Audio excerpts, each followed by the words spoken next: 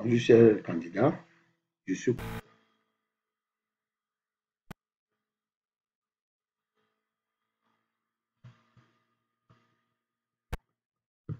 bonjour, cher candidat. Je suis, bonjour, cher candidat. Je suis Kwaku Yves, enseignant en gestion logistique de la chaîne d'approvisionnement. Ce matin, nous allons parler de la généralité sur la pharmacie. Alors, ainsi donc, comme objectif général, à la fin de ce cours, les apprenants doivent connaître la pharmacie et son fonctionnement. Comme objectif spécifique, définir le terme pharmacie. Ensuite, décrire les activités essentielles d'une pharmacie et enfin, décrire l'organisation d'une pharmacie.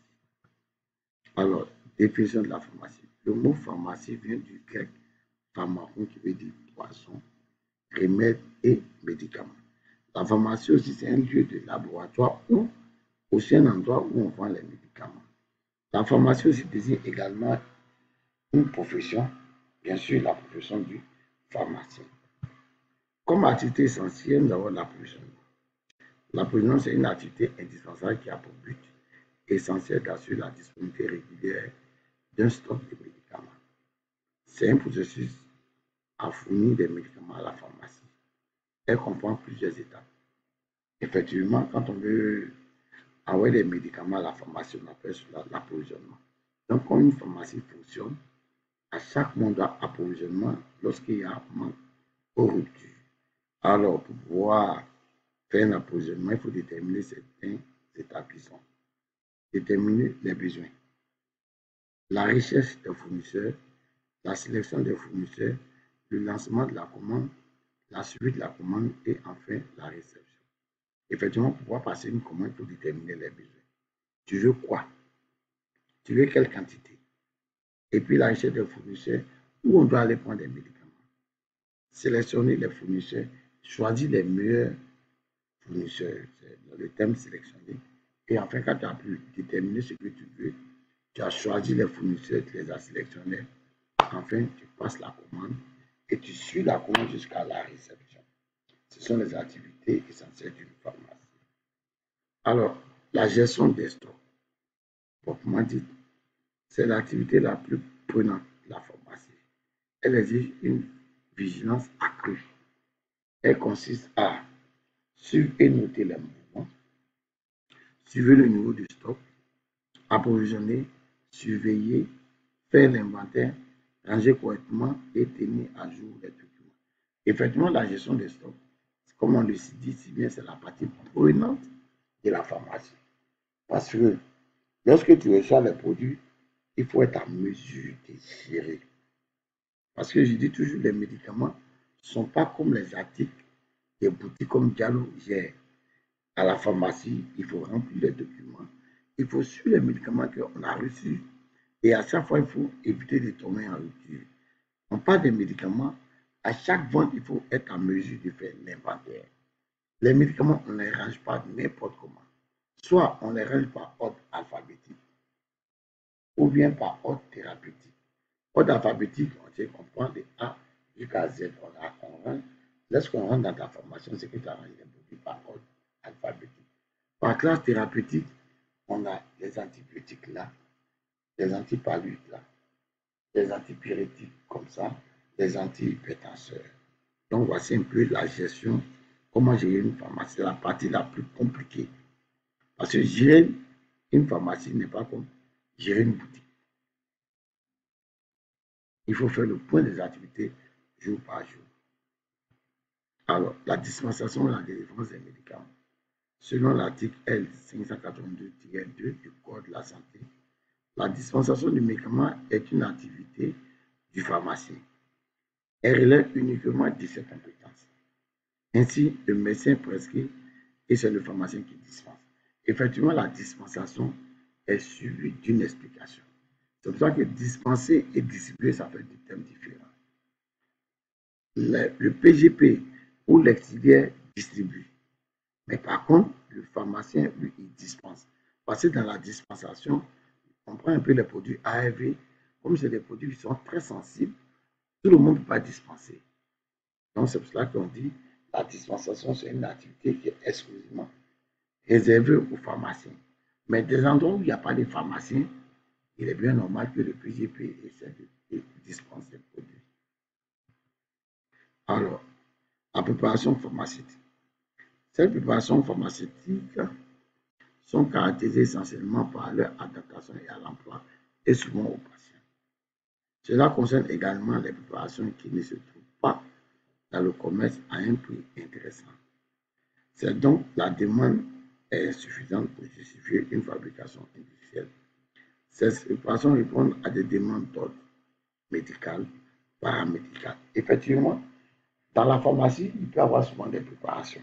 C'est ce qu'on appelle communément les préparations qualité. Et c'est des préparations qui sont faites sous commande, comme on l'a si bien dit. Soit on veut faire l'alcool, on fait une préparation de mouillage, ou bien on a besoin des taquins pour faire des préparations. Donc, dans la pharmacie, il y a une activité, ce qu'on appelle la préparation pharmaceutique. Et le contrôle. Le contrôle de la qualité du médicament est un aspect majeur du rôle du préparateur en pharmacie. Selon l'article 592 du Code de la santé, le contrôle est donc une activité à part entière de la pharmacie, qui bien souvent ne dispose pas de moyens essentiels qui permettant un contrôle de haut niveau. Néanmoins, le pharmacien et ses collaborateurs peuvent apprécier les caractéristiques physiochimiques du médicament et contrôler l'état de prévention. Effectivement, dans une pharmacie, on peut voir le volet physique. On prend le produit, on regarde si le conditionnement est bon. Si c'est mis sur Bruxelles, on peut apprécier est-ce que le médicament n'est pas périmé. Donc, c'est ce volet-là qu'on utilise souvent dans une pharmacie. Parce qu'on n'a pas la technicité d'aller dans un laboratoire pour voir la véracité du produit. Mais on essaie de voir la forme physique du médicament. Est-ce que ça a été bien conditionné? Est-ce que c'est sécable? Est-ce que c'est pas gâté? Est-ce que c'est pas périmé? Est-ce que c'est pas avarié? Donc, voilà un peu les activités de contrôle qu'on peut avoir dans une pharmacie. Alors, en deuxième point, nous avons l'organisation d'une pharmacie. Effectivement, on a vu ce que c'est qu'une pharmacie. Maintenant, il faut, en deuxième partie, nous allons voir comment la pharmacie est organisée. Alors, on a le personnel d'une pharmacie. La pharmacie hospitalière est composée de, effectivement, le terme hospitalier, c'est la pharmacie des hôpitaux publics. Il ne faut pas confondre avec la pharmacie d'officine qui est au dehors. C'est pour ça qu'on a dit la pharmacie hospitalière. Donc, dans une pharmacie hospitalière, nous avons plusieurs pharmaciens pour les conseils. On peut avoir un ou plusieurs pharmaciens. On peut avoir un ingénieur de technique ou plusieurs, un ou plusieurs préparateurs gestionnaires en pharmacie, un comptable ou un régisseur pour la recette, des auxiliaires de santé, comme vous, les préparateurs gestionnaires en pharmacie, les manœuvres pour les activités, les manipulations et enfin les vigiles. Donc, voici le personnel qui constitue une pharmacie. Ça, une pharmacie hospitalière devait être constituée comme ça. Mais il peut arriver où vous êtes dans une pharmacie où vous n'avez pas forcément tout ce personnel. Donc, nous, on est dans le cadre d'une pharmacie hospitalière qui veut fonctionner comme il se doit. Le local, il faut dire, effectivement, il faut décrire sur le local. L'aire de vente ou le point de vente, ça c'est l'endroit où on vend les médicaments. C'est là où s'effectue la vente des médicaments. Cette surface abrite aussi les étagères des médicaments et un comptoir pour la réception des médicaments. Donc, le local d'une pharmacie devait être constitué de l'aire de vente où il y a un comptoir et puis il y a des étagères pour disposer des médicaments. Le magasin de stockage ou la réserve, effectivement, il y a ce qu'on appelle le magasin où on doit garder les médicaments à la réserve. C'est le magasin contenant le stock de médicaments non encore mis en vente. Le laboratoire, c'est là où s'effectuent les préparations magistrales. Le laboratoire où on doit faire des préparations galéniques, comme on l'a dit tout à l'heure, l'alcool, le daquin. Le bureau, effectivement, dans la pharmacie, il doit y avoir un bureau. Un bureau pour le pharmacien-chef.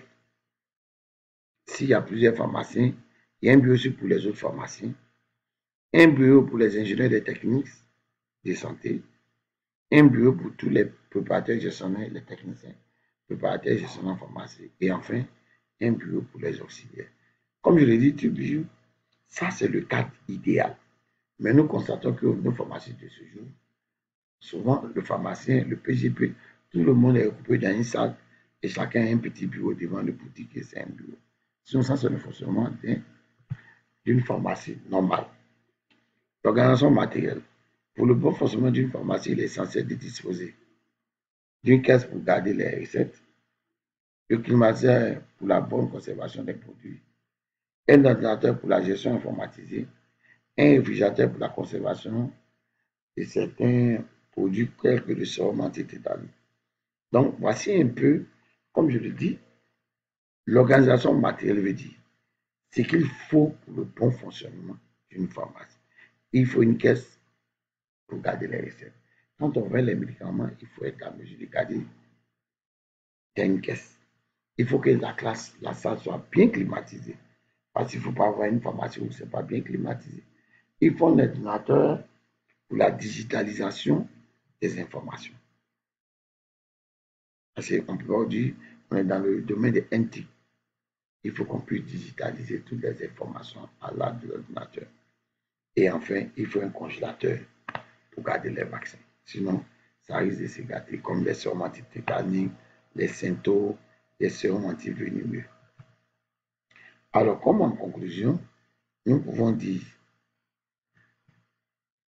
le travail en pharmacie exige un certain nombre d'activités, à savoir, pour retenir l'approvisionnement, la gestion des stocks, la dispensation du médicament, la préparation pharmaceutique et enfin le contrôle. Donc, voici les activités d'une pharmacie que vous devez savoir. Approvisionner une pharmacie, c'est apporter des médicaments.